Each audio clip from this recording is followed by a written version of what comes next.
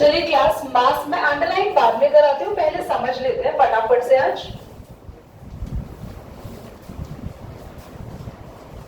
पढ़ेंगे class mass number.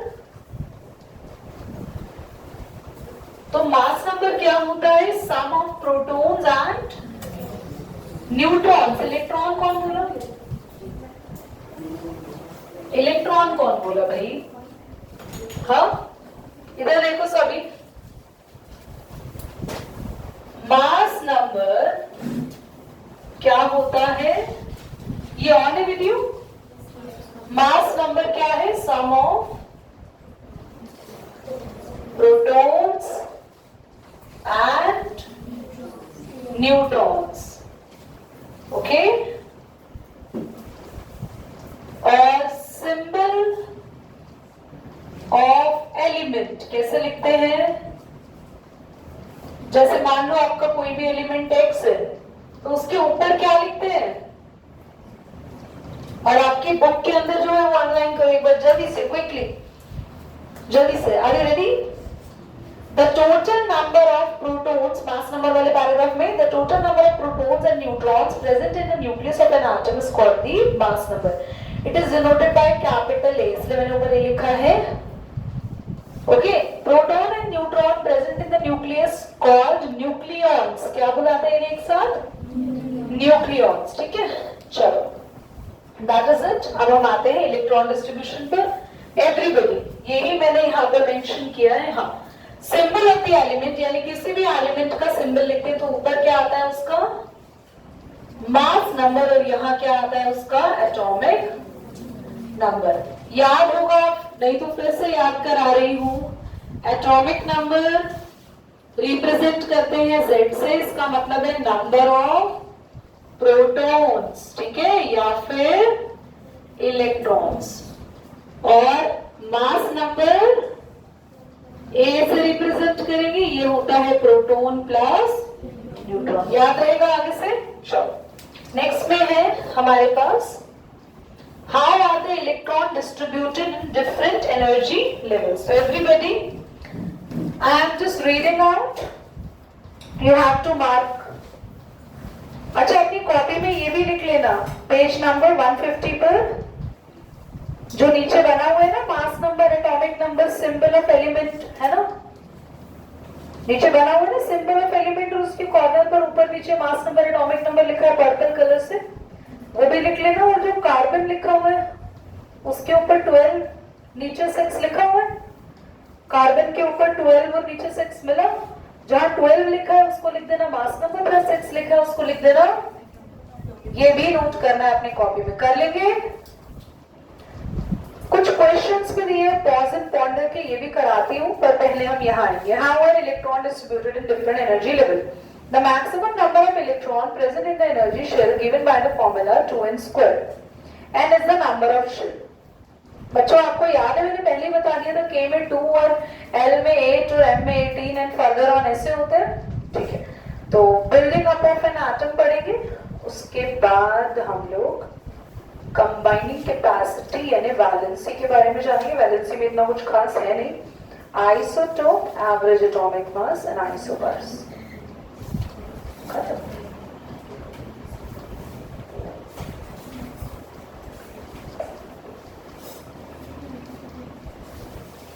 ध्यान से देखो बच्चों, हम लोग आएंगे, देखो सबसे पहले हाउ इलेक्ट्रॉन्स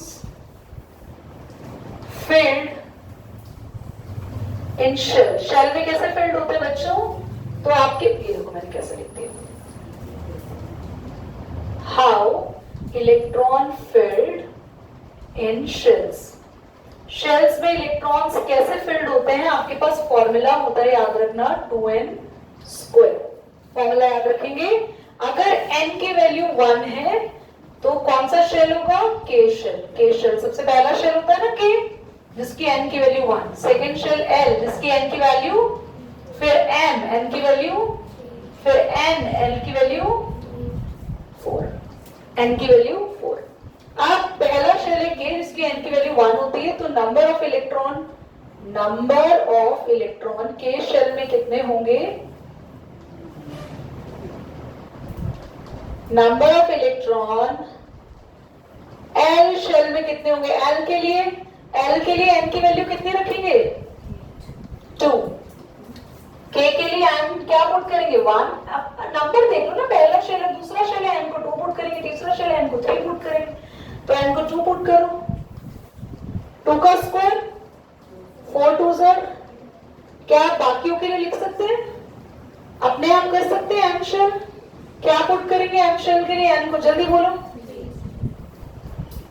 सॉल्व करके खुद लिखना। ये चीज ना अपनी कॉपी में नोट कर लेना आप लोग। क्या आप सभी बच्चों ने अपने नोट्स पूरे बना रखे हैं? तो उसके बाद ये भी अपनी कॉपी में नोट कर लेना आज, और ये भी नोट कर लेना, ठीक है?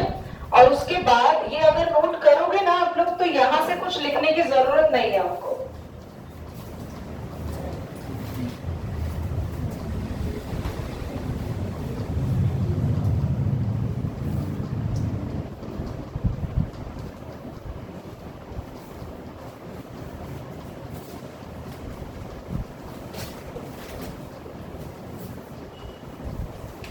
मैंने सारा लिख दिया बच्चों, और अब आपको ना इन दोनों पेजेस से कुछ भी नोट नहीं करना अपनी कॉपी में, कुछ भी जो अंडरलाइन करा है कुछ भी, क्योंकि उनको मैंने यहाँ भी लिख दिया और ये साइड में लिख दिया, ठीक है? चलिए पहले एक काम करो, अपनी कॉपी में फटाफट नोट कर लो, फिर आगे बढ़ेंगे। बताओ बच्चों, मैंने आपको इलेक्ट्रॉन फिल करना सिखाया ना। फर्स्ट में 2, हालांकि फर्स्ट में 2 है और इसमें दिख रहा है सेकंड में 8 है, थर्ड में कितना है? 18 है ना? 18 निकाला होगा आपने, फोर्थ में सॉल्व करके कितना निकाला? 32। पर बच्चों आपको जो फिल करना है इलेक्ट्रॉन, तो सब में 2 के बाद कितने फिल करने? 8 8 8 8 ही रखने। सीखा है? याद है कितने बच्चों को? चलिए ध्यान से देखिए एवरीबॉडी। सबसे पहले आप सभी बच्चों का फोकस यहाँ होना चाहिए, हम सीख रहे हैं इलेक्ट्रॉनिक कॉन्फ़िगरेशन।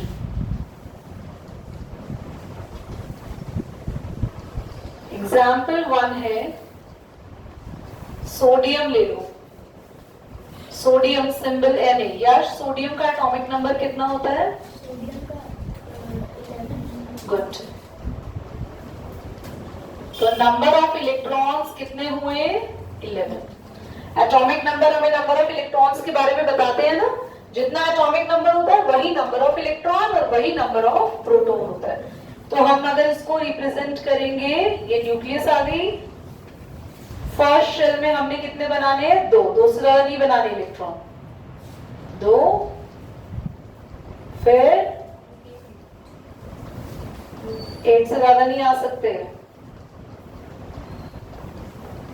फिर 1 1 के शेल में हमारे हमने 2 लिखे हैं, एल में 8 और एम में 1। समझ आया बच्चों?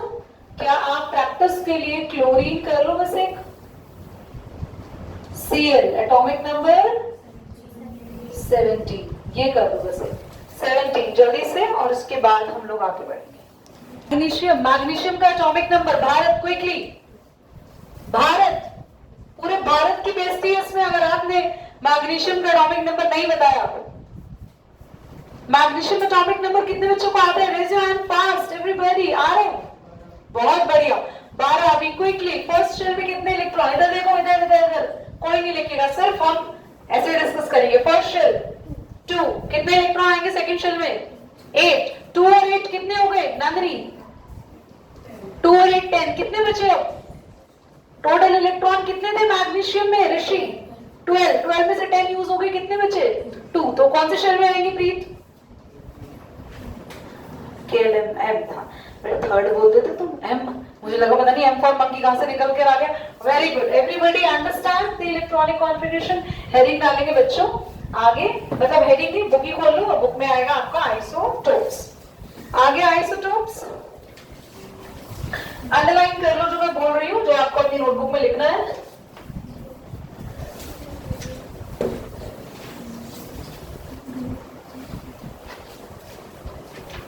एक मिनट बच्चों, हाँ, थर्ड लाइन से the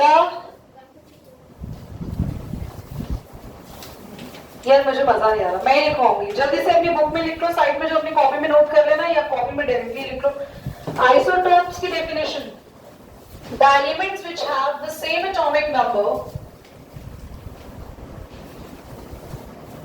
the elements which have the same atomic number but different mass number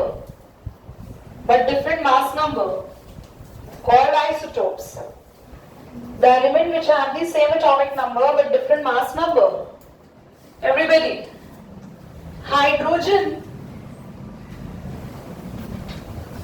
के टोटल 3 आइसोटोप्स होते हैं। कितने आइसोटोप्स होते हैं हाइड्रोजन के? देखो ध्यान से देखना, तीनों के नाम लिख रही हूं। प्रोटियम, प्रोटियम पहला आइसोटोप हाइड्रोजन का।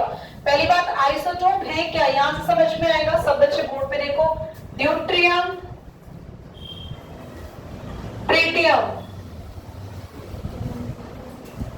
इस वाले आइसोटोप के अंदर, तीनों आइसोटोप के अंदर क्या चीज सेम रहती है? Atomic number. तीनों का एटॉमिक नंबर वही होगा जो हाइड्रोजन का खुद का होता है। पर अगर इनके एटॉमिक नंबर सेम है और इनके मास नंबर अलग अलग हो गए, इसका मास नंबर 1 होता है, इसका मास नंबर 2 होता है, इसका मास नंबर 3, और नॉर्मली हम हाइड्रोजन का मास नंबर भी कितना पढ़ते हैं? 1। पर हाइड्रोजन जैसे कुछ और एलिमेंट्स भी हैं जिनका एटॉमिक नंबर हाइड्रोजन से मैच कर रहा है पर मास नंबर मैच नहीं कर रहा है, उनको बोलेंगे हाइड्रोजन के आइसोटोप्स। ठीक है, समझ में आया? दीदी ये तो बिल्कुल ही मैच कर रहा है, तो ये प्रोटियम हाइड्रोजन ही है। मतलब जो हाइड्रोजन हम पढ़ते हैं वो कौन सी है? इन दोनों को नहीं पढ़ते हम लोग, इतने डिटेल में नहीं पढ़ते। नाउ आइसोटोप्स ऑफ कार्बन भी है बच्चों। हमारे पास 3 आइसोटोप्स है कार्बन के। कार्बन का एटॉमिक नंबर तीनों में क्या रहेगा? आपने मास नंबर क्या पढ़ा है? 12 ना। इसके अलावा 13 और 14 भी मास नंबर होता है कार्बन का, और 14 मास का कार्बन होता है रेडियो एक्टिव कार्बन। याद रखना क्या होता है? Radio active carbon. और इसी की हेल्प से आप फॉसिल फ्यूल की लाइफ का भी पता लगाते हैं। अगर आपको अर्थ के नीचे से एक बोन मिली, हड्डी कितनी पुरानी है किसकी, उसको किसकी हेल्प से पता लगाएंगे? उसे कहते हैं कार्बन डेटिंग मेथड। आप किसी फॉसिल की लाइफ भी पता लगा सकते हैं, और इसी से डायनासोर की लाइफ भी पता चली है कि वो कितने साल पुराने थे, कब आए थे, क्या थे। Is that clear everybody? तो ये आप लोग अभी ड्रॉ करेंगे। आप अपनी कॉपी में जल्दी से बुक निकाल लीजिए अपनी वापस, या अपनी कॉपी में लिखना सारा। और बुक में कुछ ऐसा नहीं लिखा है। हाँ जी, बुक में साइड में लिखा है रेडी टू गो बियॉन्ड, लिखा, उसको रीड कर रही हूँ। पेज नंबर 154 पे। Atoms are too tiny to be weighed in kilograms or grams like everyday object. Just as it is easier to weight in a grain of wheat in milligrams rather than kilograms, scientists use a special unit called unified atomic mass to measure the mass of the atom. This is because the kilogram is too large for such particles. Earlier atomic mass weight expressed in atomic mass unit, abbreviated as AMU. बच्चों ध्यान से इसका meaning समझेंगे। जैसे गेहूं का wait, पूरे गेहूं की बोरी का वेट किलोग्राम्स में होता है। आपका वेट भी केजी में लिखते हैं, ग्राम में लिखते हैं? फिर तो मान लो कोई अगर 35 केजी का बच्चा है, अगर ग्राम में लिखते तो I have around 35,000 gram weight. कितना बड़ा हो गया। मिलीग्राम में तो भैया पूछो मत कितना बड़ा हो जाएगा। पर एक गेहूं के दाने का वेट या चावल के दाने का वेट किलोग्राम में लिखेंगे या ग्राम्स में या मिलीग्राम? मिलीग्राम। ऐसे ही एटम्स बहुत छोटे होते हैं और इनका वेट ना तो किलोग्राम में हो सकता है ना ही ग्राम में हो सकता है। तो मेरी बात बहुत ध्यान से सुनो, हम चीजों की वेट की unit according to the weight decide करते हैं। For example, your weight is going to calculated in the KG and a quintal of wheat और wheat bags are calculated in kg, but a single wheat grain calculated in milligrams, so that the atom cannot be weighed in kg, atom cannot be weighed in gram, atom cannot be weighed even in milligrams, क्योंकि वो उसके लिए भी बहुत बड़ा है। Atom actually में इतना छोटा है कि उसका वेट पहले दिया जाता था AMU में, एटॉमिक मास यूनिट। पर अब AMU नहीं है, खाली U, यूनिफाइड मास। क्लियर? अब इसको नोट कर लो जो बोर्ड पे लिखा है। एवरेज एटॉमिक मास हम लोग नेक्स्ट क्लास में करेंगे, पर मैं आइसोबार समझा रही हूँ, उसके बाद में तुमसे ओरल टेस्ट ले रही हूँ। अच्छा, आपकी बुक में ना कुछ आइसोटोप्स हैं, ये पक्का पेपर में आएंगे। पेज नंबर 155 के टेबल पे आ जाओ, ये एग्जाम में 100% आएगा। 155 में ऊपर बना हुआ है ना बॉक्स, ये आपको अपनी कॉपी में लिखने भी है। Some isotope have special property that are useful in various field, पूरा लिखना है। Some application of isotopes are, first uranium, U stands for uranium, uranium 235, 92 नहीं बोलेंगे क्योंकि हम आइसोटोप के मास नंबर की बात करते हैं, क्योंकि एटॉमिक नंबर तो सबका सेम होता है। Uranium 235 used as a fuel in nuclear reactor। बच्चों, न्यूक्लियर रिएक्टर क्या है? जहां पर हम इलेक्ट्रिसिटी बनाते हैं। न्यूक्लियस की हेल्प से, न्यूक्लियस के एक्चुअली हम लोग by the nucleus, by the uranium हम इलेक्ट्रिसिटी कंडक्ट कर पा रहे। बहुत बड़े बड़े न्यूक्लियर पावर प्लांट लगे हुए हैं जहां ऐसे रेडियो एक्टिव एलिमेंट यूज करके हम इलेक्ट्रिसिटी बनाते हैं। बट द प्रॉब्लम है कि वो थोड़ा डैमेज बहुत कर रहे हैं एनवायरमेंट को। जहां भी ये प्लांट लगा होता है वहां की फील्ड लंबे टाइम तक कभी खेती नहीं हो सकती। वहां पे आसपास के जो लोग हैं ना, उनके पानी के अंदर जो बहुत ज्यादा पॉइजन मिल जाता है, हार्मफुल, ये जो प्लांट का वेस्ट है, प्लांट वैसा पौधा नहीं, ये पूरा सेटअप, इंडस्ट्री, इसका जो वेस्ट निकलता है ये नदियों में आ जाता है। और जो नदियां होती है वो इतनी पॉल्यूटेड हो जाती है कि जो पर्सन है अगर वो पानी पीते हैं तो उनकी बॉडी में डिफॉर्मिटीज आ जाती है, रैशेस हो जाते हैं, कई जगह कैंसर हो गया लोगों को, बहुत डेडली बीमारियां हो जाती है न्यूक्लियर पावर प्लांट के थ्रू। तो इसके हैजार्डस इफेक्ट बहुत सारे हैं। कोबाल्ट 60, बच्चों ये एक रेडियो एक्टिव आइसोटोप है। रेडियो एक्टिव का मतलब क्या है? अपने में से रेस निकालना। यहाँ कार्बन में मैंने रेडियो एक्टिव लिखवाया है, ये क्या है जो अपने में से रेज एमिट करेगा। और बच्चों इसको यूज करते हैं ट्रीटमेंट ऑफ कैंसर। दीदी ऐसे कैसे, इसमें से तो रेज निकल रही है। आपने कहा था जिसमें से रेज निकलती है वो हार्मफुल होता है थोड़ा, पर बच्चों ये जो रेज निकल रही है इससे कैंसर के सेल्स मारे जाते हैं बॉडी के। अब ऐसा नहीं है किसी को जाके आप कोबाल्ट 60 दे दो, गिफ्ट कर दो, नहीं। कोबाल्ट 60 से प्रॉपर ट्रीटमेंट किया जाता है, डॉक्टर्स करते हैं, वो लोग इस थेरेपी के थ्रू कैंसर के सेल को किल करते हैं। आगे carbon 14 is the isotope used for, ये मैंने ही बता दिया, archaeology and geology, determine the age of ancient fossil and art craft. बच्चों तो मैंने आपको इसका यूज पहले ही बता दिया और आपकी बुक में भी आपको ये मिल गया। एवरेज एटॉमिक मास हम लोग नेक्स्ट क्लास में पढ़ेंगे। आइसोबार पढ़ लेते हैं, नीचे लिखा है सबसे आइसोबार, और एवरेज एटॉमिक मास पढ़ेंगे तभी पढ़ेंगे ऊपर होमी जहांगीर बाबा के बारे में। बच्चों ये होमी जहांगीर जो बाबा थे इनके बारे में हमने पढ़ा था हमारी एनसीईआरटी बुक्स में। उसके बाद न्यू एनसीईआरटी आ गई तो ये सारी चीजें हट गई, तो अब वापस आ गई होमी जहांगीर बाबा वापस से एनसीईआरटी बुक में। Back again, you should welcome him. Isobar, और इससे पहले जरा एक बार अपनी बुक के आइसोबार के साथ बने हुए कॉलम पे नजर डालो, रेडी टू गो बियॉन्ड में। आप देखेंगे इन्होंने लिखा है कि दुनिया में ऐसे ऐसे इलेक्ट्रॉन माइक्रोस्कोप आ गए हैं जिनमें एटम देख सकते हो। Electron microscope such as scanning tunneling microscope. Book नहीं है बाजी आपके पास, तो बुक का पेज नंबर निकालो ना, 156, नीचे वाला box, ready to go beyond. तो scanning tunneling microscope and transition electron microscope, STEM और टेम्स, ये दो इलेक्ट्रॉन माइक्रोस्कोप हैं जिनसे आप ऐसी फाइन इमेज देख सकते हो। जैसे दीवार को देख लिया तो मुझे पता चल जाएगा ये एटम्स कैसे लगे हुए हैं। देखो लिखा है ना, while TEMS reveal how atoms are arranged in a very thin sample, और ऊपर लिखा था STEM mainly study the surface। STEM को हम सरफेस पढ़ने के लिए यूज करते हैं, पर इसके अंदर डीपर देखना है कहां कहां कैसे कैसे एटम अरेंज है तो हम टेम का यूज करते हैं। तो स्टेम और टेम्स दो माइक्रोस्कोप है जिनसे क्या देखा जा सकता है, किसी भी सरफेस पर एटम कैसे अरेंज्ड है। समझ में आया? आगे पढ़ते हैं। आइसोबार के बारे में जानेंगे, फिर ये चैप्टर हमारा एंड हो गया। बस एक टॉपिक बचा है, क्या? आज सैटरडे है, बीच में एक संडे है, फॉर्मल टेस्ट मैं प्लान कर रही हूं तुम लोगों का Thursday. Cell, atomic structure, journey inside the atom plus motion,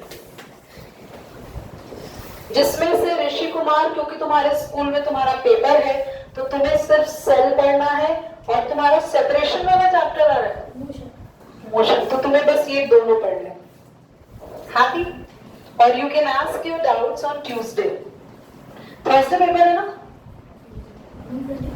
I mean Thursday तो है, you can ask your doubts on Wednesday या, ठीक है? और मंडे क्लास, मंडे पूछ सकते हैं, ले आना मंडे को अपने डाउट्स। क्या हुआ? आइसो बार पर आ जाए। क्या हुआ?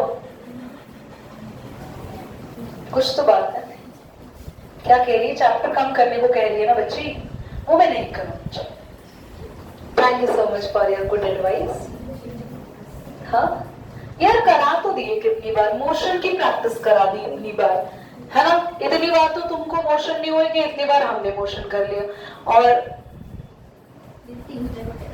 क्यों ट्यूसडे ले लो, थर्सडे को क्या है? क्यों? कहाँ जा रहे हो? पता नहीं, मतलब तो फिर ठीक है, कोई बात नहीं, तुम्हें पता नहीं है ना, थर्सडे रखेंगे।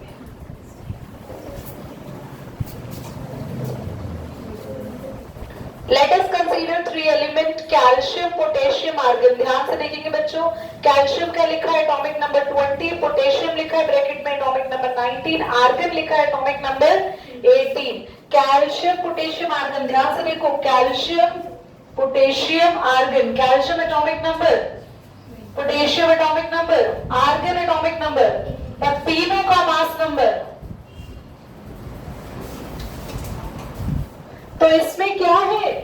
Isobars have same atomic number, sorry same mass number but different atomic number. समझ में आ गया बच्चों? ये उल्टे है ना आइसोटॉप से। आइसोटॉप्स में क्या था? एटॉमिक नंबर सेम थे, पर यहाँ एटॉमिक नंबर अलग अलग है, ठीक है? बस ये सब पढ़ना है, इसमें इतना ही पढ़ना है। इसकी डेफिनेशन नीचे भी दे रखी है, यहाँ पैराग्राफ में देखो, आइसोबार वाले पैराग्राफ में last second line, when atom of different element have the same mass number but different atomic number, they are called isobars. और ये एग्जांपल भी लिखने, तो एग्जांपल अपनी बुक में नोट कर लो, और मैंने डेफिनेशन अंडरलाइन करवा दी। एंड करेंगे क्लास को, बाय बाय।